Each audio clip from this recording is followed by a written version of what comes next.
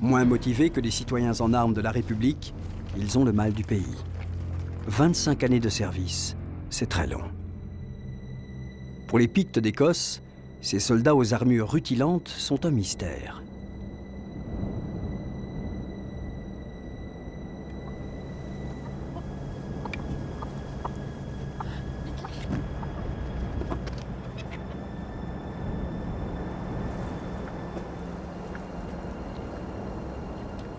Le maintien des troupes sur la frontière a eu un autre effet. Les rencontres se multiplient, facilitant une forme de métissage.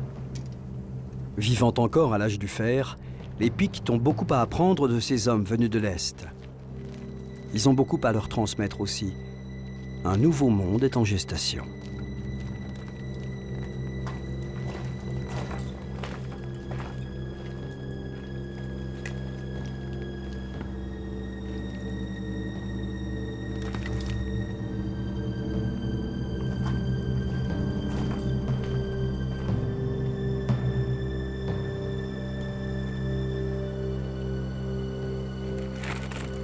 Qui aurait cru qu'un jour, pour obtenir la paix et protéger l'Empire, les Romains devraient payer?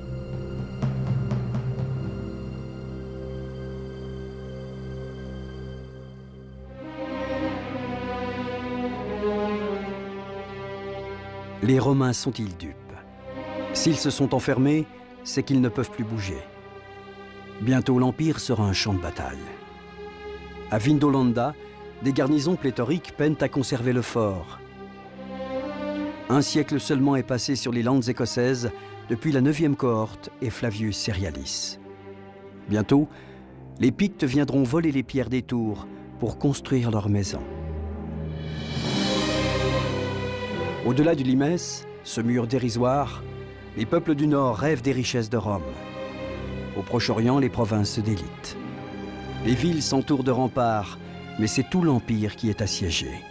Les empereurs s'épuisent, courant d'un front à l'autre, trahis parfois par l'armée qui fait et défait les souverains. La défense de ce territoire immense ronge la civilisation romaine. Le pouvoir attise les appétits et les séditions sont nombreuses. Bientôt, les légions elles-mêmes seront incapables de repousser les vagues barbares venus dévaster les campagnes. Les troupes s'enfermeront alors dans des forts plus grands, aux murailles plus hautes, pouvant accueillir la population en attendant que les pillards se retirent. Ce sont les premiers châteaux qui annoncent tout à la fois la fin de la toute-puissante armée romaine et le début d'une nouvelle ère, le Moyen Âge.